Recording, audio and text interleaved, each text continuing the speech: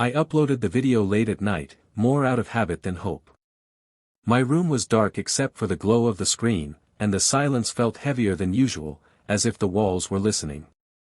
When the upload finished, I didn't wait for reactions. I never did. Hours later, half asleep, I checked my phone and noticed the view count. 1 view.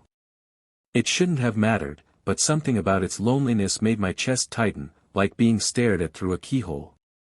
The next night, I uploaded again, and this time I stayed awake. The house settled into its nighttime noises, pipes clicking, the faint hum of electricity, while I refreshed the page over and over. Nothing happened. At exactly 3:17 a.m., the number appeared. 1 view. The same hour as before. I laughed quietly, forcing myself to believe it was coincidence, but my reflection in the dark screen didn't look convinced. That single view never left. The retention graph showed it stayed from beginning to end, unmoving, unwavering.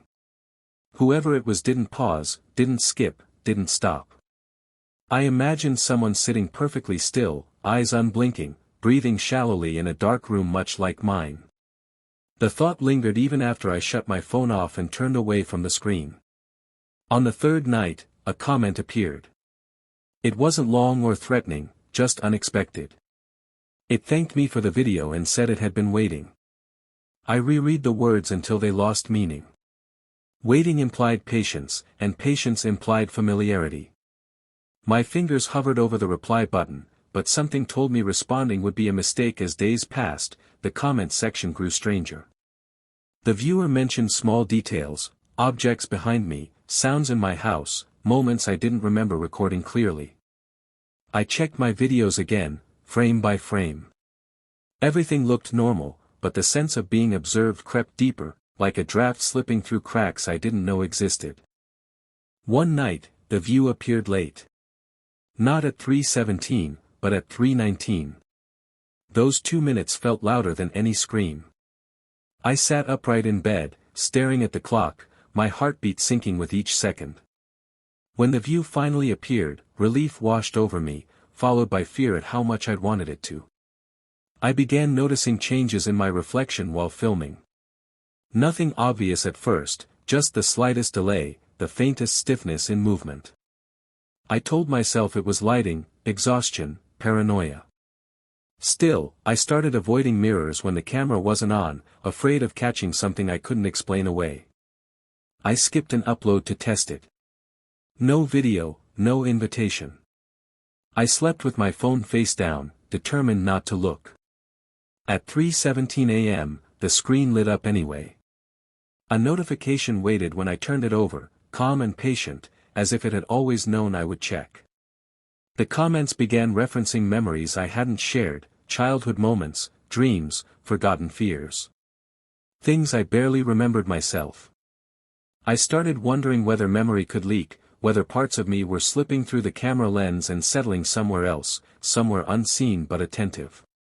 A viewer pointed something out I couldn't ignore. In the background of my videos, a shape appeared more often than I realized. I went back through my uploads. There it was, blurred, half-hidden, always present. In newer videos, it was closer, clearer, almost waiting for focus.